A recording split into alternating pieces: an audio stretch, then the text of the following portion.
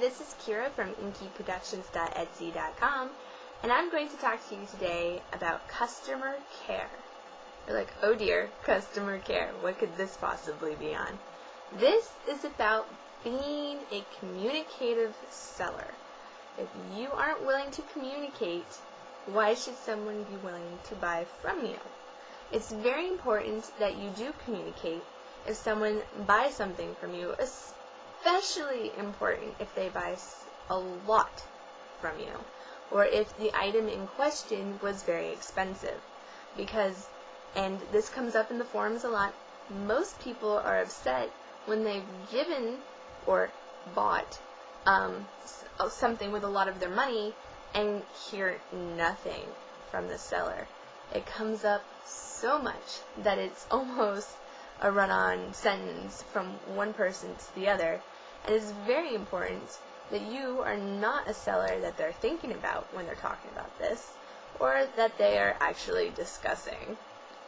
Names don't usually get mentioned, but you don't want to be on the Etsy trash list in the forums. So, what do? If someone buys something from you, send them a quick, hey, thanks. Besides the generic message that goes out with all of your purchases.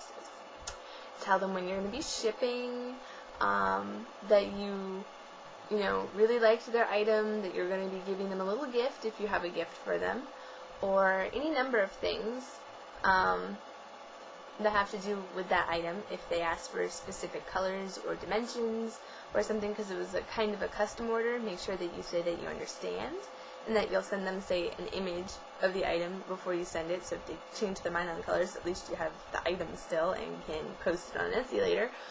Or,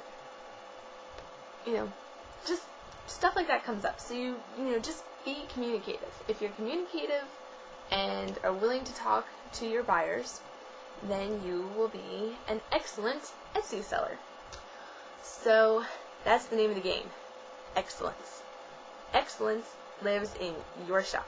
So, besides the initial combo, you should always make sure that after you ship the item, you click the ship button and then tell the person that you shipped it, especially if you have a shipping code for tracking. They really like this, and it makes them feel special that you remembered. And it doesn't matter if you have 9,000 sales a day or only one sale every 6 months. They would still like the same treatment. And on top of that is when the feedback comes in. A lot of buyers are upset that as a seller, you don't leave feedback for them. And you're thinking, oh dear, I had 9,000 sales the other day. I can't possibly leave feedback for all 9,000.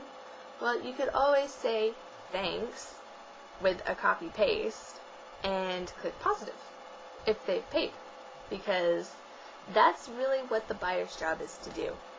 Pay you. You get paid, you give them positive feedback. You shouldn't wait to give them feedback until after they received the item or until after they've given you your feedback, because that's just rude.